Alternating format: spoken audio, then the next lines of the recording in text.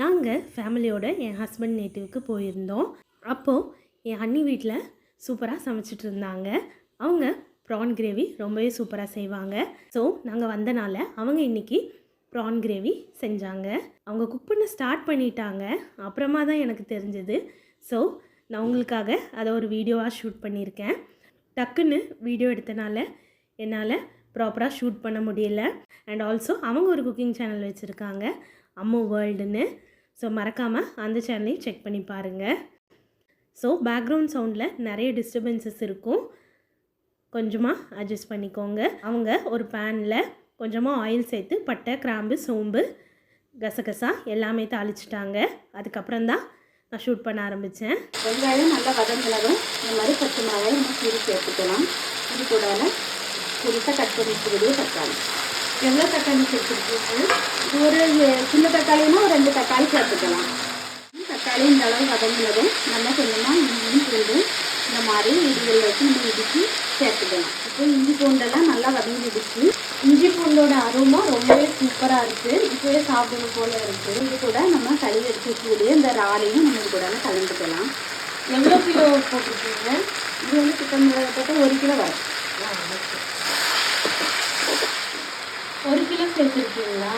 ஆமாம், இது வந்து 1 கிலோ தான். இது நம்ம கழுவி எடுத்த பிறகு ஒரு அரை கிலோவுக்கு வந்து கூடுதலாட்டு வரும். ஒரு 2 நிமிஷம் நம்ம வதக்கினதும் இந்த மாதிரி கலர் சேஞ்ச் ஆனதும் இப்போ ஒரு அரை முறை தேங்காயை நம்ம திருவி நல்லா கட்டியாட்டு பால் எடுத்து இது கூட சேர்த்துக்கலாம்.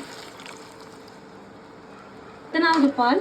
இது வந்து ஒரே பால் தான். நம்ம வந்து ரொம்ப தண்ணி தேவையில்லைல்ல இதுக்கு, அதனால் திக்காட்டு ஒரே பால் எடுத்தால் போதும். ப்ரான்ஸ் ரொம்பவே சீக்கிரமாக வெந்துடும். ஸோ அதனால் அவங்க ஒரு பால் மட்டும் எடுத்திருக்காங்க. அப்போது நல்லா வெந்து வரும்போது ரெண்டுமே சரியாக இருக்கும். அது முதல் 10 நிமிஷம் மூடி போட்டு வேக வச்சுட்டு இப்போ நம்ம மிளகாய் 1 ஸ்பூன் மிளகாய்த்தூள், 1/4 ஸ்பூன் வந்து மல்லித்தூள் சேர்த்துக்கலாம். 1 ஸ்பூன் கரம் மசாலாவும் நம்ம கூட சேர்த்துக்கலாம்.